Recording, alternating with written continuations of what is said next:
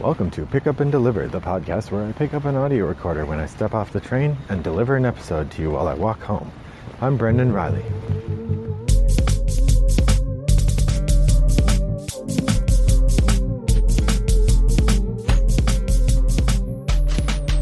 Well, good evening, listeners. It is Tuesday, October 2nd, and I'm walking home after my big lecture class, which went okay today. I enjoyed myself. I lectured a little bit more than I should have, but it felt like I kept the room with me for the most part. I may lean into that a little bit more because I feel like the discussions aren't as effective as I would like. So perhaps having the lectures be even better would be helpful. I don't know. We'll see. The discussions went okay. Good conversations about poems for the most part. So overall, a good day today.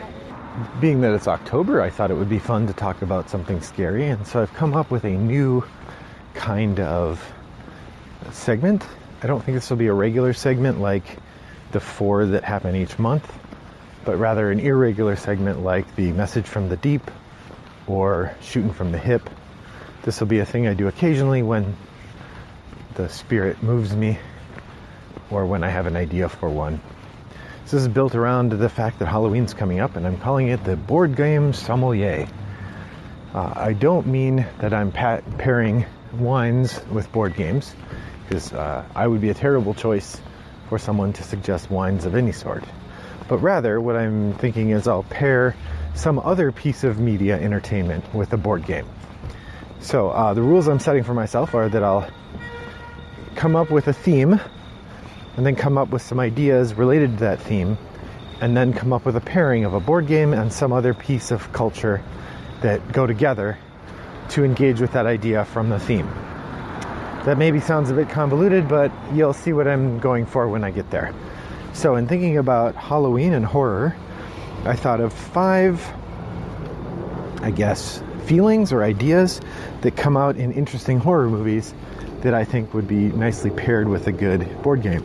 That's Desperation, Viciousness, Haunting, Tension, and Paranoia. I think each of these make for really good horror movies. You notice I didn't put gore in there. I like a good gory movie, but I don't generally think a good horror movie is about gore. And movies that are mostly about gore, I generally find to be not really very good horror movies.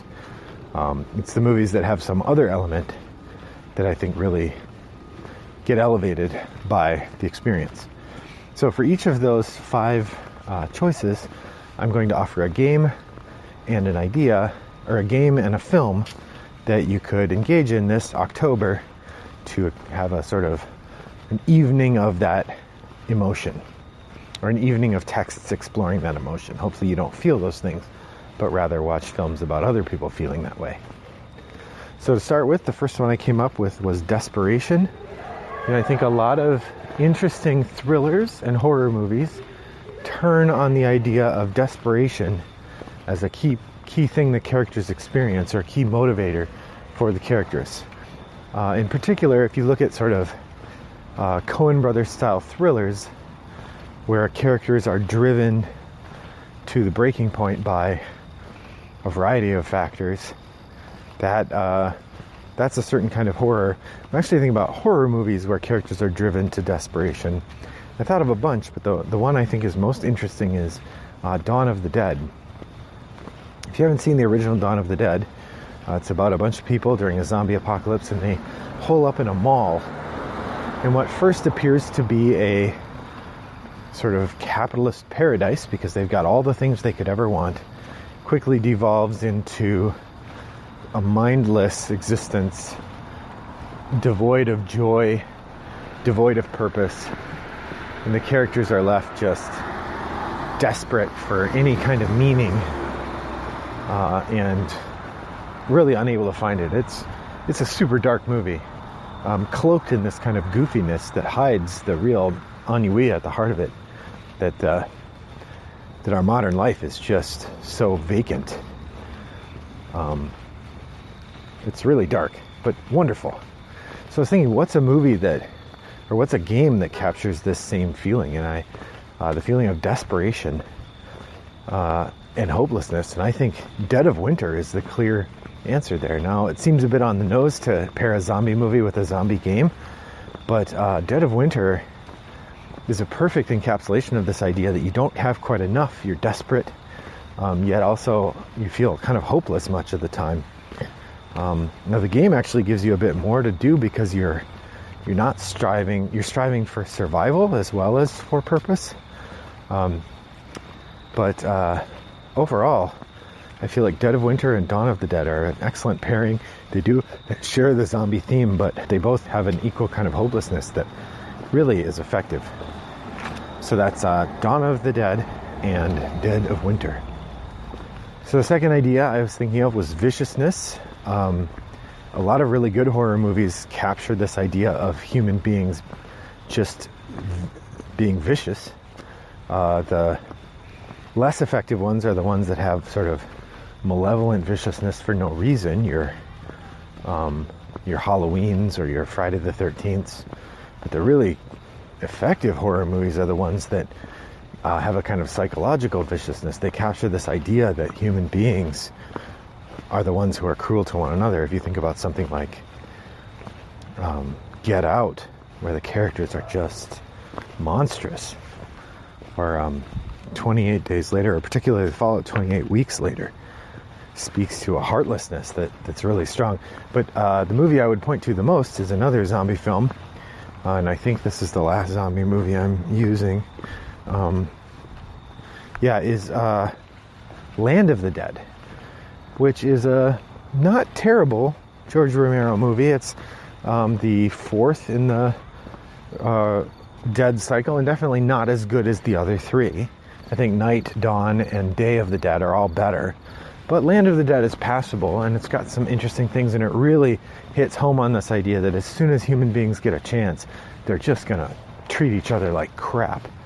And Romero really had a dark view of what's going on in culture, and it shows in Land of the Dead, where as soon as people get a chance, they throw each other to the proverbial zombie wolves.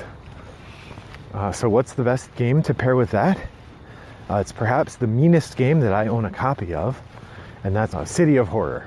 City of Horror is a zombie-themed game in which each character needs to try to survive the night. As a player, you have, I think, 2 or 3 characters, depending how many people are playing, and your goal is to have them survive 4 rounds until the rescue chopper shows up, at which time, if they have a vial of antidote, they can get on the rescue chopper. However, the zombies are getting really aggressive, and they're overrunning buildings, and they're causing all sorts of trouble, and the characters are super weak. Like, each character has basically one power they can use once, and you have a couple cards that let you do a little bit, but there are not enough resources to fight off the zombies. And so often, the only way to hold the zombies out of a building is to throw someone in the building out to the zombies. And that's what happens each round. Any building that gets overrun, if there's more than one person in the building, one of the people gets thrown to the zombies and killed. So the goal of the game is to have your 2 characters survive, hopefully without having used their special abilities, and then you get the most points and you win. But boy howdy, it is a mean game. Really engages that same kind of viciousness and a little bit of the goofiness that is at the heart of Land of the Dead. So if you're looking for Night of Viciousness, Land of the Dead and City of Horror are an excellent combination. Now, perhaps Madame and Monsieur is in the mood for something a little bit more spiritual, perhaps a little bit more psychological, perhaps a little bit more haunting. Maybe you're looking for something that appeals to the ancient reptilian mind that's afraid of the dark and frightened by shadows. Well, the best theme and time for this is the colonial era, in which electricity and securely built buildings and easy access to firepower are all a world away. And things that go bump in the night sometimes turn out to be real. So this pairing is united by theme, and that's going to be Sleepy Hollow, the Johnny Depp film about an investigator in colonial England trying to find the terrifying ghosts that are haunting a small New England town, and A Touch of Evil, the Ameritrash delight fest in which characters play medieval investigators roaming about a town trying to defeat an evil. Now, my family, we always play on the co-op mode, so it's an evil haunted scarecrow with like 40 hit points, and all of the villagers all of the investigators working together to gather enough clues to defeat the scarecrow, rather than, say, the competitive mode where each investigator is trying to defeat the scarecrow on their own. We find the co-op much more enjoyable. There are also town elders, some of whom have secrets and work for the evil creature. There are others who will help the team if they get a chance. There's an awful lot of dice rolling, but it's one of those games where there's so much dice rolling that the odds tend to even out into your favor. You know, a game where you're only rolling dice once or twice, the dice have a problem of being so significant because they're rolled so rarely that they cause a lot of damage. Whereas a game where you're rolling dozens of dice, the statistical odds of rolling any particular number even out, and generally, you know, one or two good rolls or bad rolls aside, you're going to get what you expect. Such is the case with A Touch of Evil. Now, it's a long game, but it's a delightful game full of wonderful thematic cards, lots of creepy investigation locations, and everything you could want to make for a great evening of excitement. So if you're in the mood for a haunting colonial treat, pair Johnny Depp's Sleepy Hollow with the Flying Frog Productions game, A Touch of Evil, ideally with the Something Wicked and the Coast expansions, both of which I have. Okay, so that is the third pairing. The fourth pairing I would offer goes into the stars for a fright in space, and this would be a fright coming from tension. The tension of suspense, the tension of mystery. On one hand, the Ridley Scott classic Alien fits all of these together. You know something bad is happening. You know that it's coming. You can even maybe see where it's coming from, but still the tension of waiting for it. It's brutal. And it's such a creepy movie. So atmospheric and so frightening. Despite its age, Alien really works well as a set piece for a classic monster movie. And what do you pair with a classic monster movie about people getting hunted by aliens in a spaceship?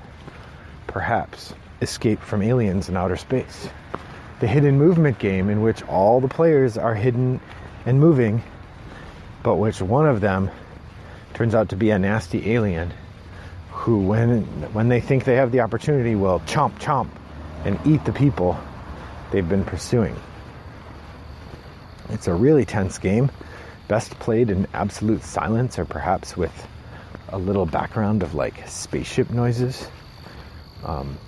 It's really effective and interesting. I have not played it very many times because my family doesn't like it. So I have this game I bought that I think is really neat that it's only gotten a couple plays because my family doesn't like it. But I think it's really neat and would make an excellent pairing with Alien as our fourth combination for the evening. The final combination, and the last one that the Board Game Sommelier will recommend this evening, is going to be something that will sneak up on you. It's probably the one you were expecting, or at least you thought maybe you should expect it. It's the pairing that inspires paranoia. Paranoia, perhaps one of the best and creepiest horror movie emotions. It gets in under your eyelids, gets in the back of your head, makes you think something's coming when it's not, makes you worry about everything around the corner. good horror movie is full of paranoia. Clearly the winner here is John Carpenter's The Thing. Oh man, The Thing is such a delicious exercise in paranoia. Any character might be the Thing at any given time, and they only can find out at the worst moment when things are going terribly wrong. Of course, there are many hidden traitor games that play on the mechanisms of The Thing. And there are two that I would point to as games I'd like to try. One is Panic Station, the original Thing themed game, which is one I got in a trade and have yet to be able to get to the table. But it's built around this idea that some characters might be alien creatures. You just don't know which are which. And everybody's super paranoid about the other, so you don't want to come into the room with another player because they might infect you. In the last 2 years, 2 other games based around this same property have come out. The Thing, Infection at Outpost something, and Who Goes There are both themed around the original John Campbell story, The Thing, and both have the same function of paranoia and skepticism about who's to blame or who to worry about in the players around the table. The game I've played that I would recommend that has this mechanism would be Dark Moon. Dark Moon is, of course, the Stronghold Games adaptation of the print and play game BSG Express. It's a game built around the idea that somebody might be a traitor or somebody is a traitor and they're trying to wreck all your plans. But the game is set up in a way that nobody really knows who's a traitor and who's not. And the game can sometimes force you to do bad things and make you look like a traitor, even if you don't want to. And then you're protesting and trying to say, no, I didn't want to do that. Meanwhile, the traitor is doing the same thing and ruining everybody's day. It's an excellent game and really ties in well to John Carpenter's The Thing. So for paranoia, you can't go worse than Dark Moon and The Thing. Well, thanks for tuning in. Pop over to Board Game Geek and let me know what pairing you have that you'd like to play. So let me know what you think. Pop over to Board Game Geek Guild 3269 and let us know what pairing you would combine to combine board games and movies. Thanks for listening. Bye-bye.